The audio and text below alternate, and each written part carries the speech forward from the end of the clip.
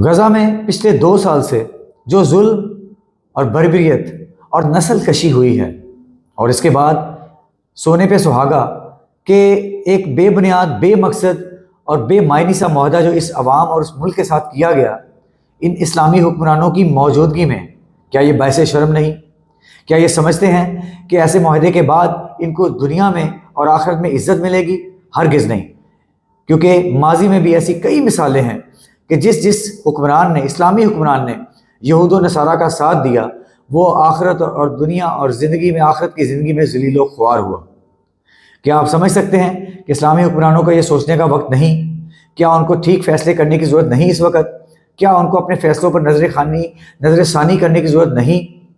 آپ بھی بتائیے، کمنٹس میں بتائیے۔ اور یہ وقت ہے حضرت محمد صلی اللہ علیہ وسلم کی تعلیمات پر عمل پیرا ہونے کا اور ان کی جماعت میں داخل ہونے کا۔ ہم سب کو یہ سوچنا چاہیے اور ہم سب کو اس پر غور کرنا چاہیے۔ کمنٹس میں بتائیے گا۔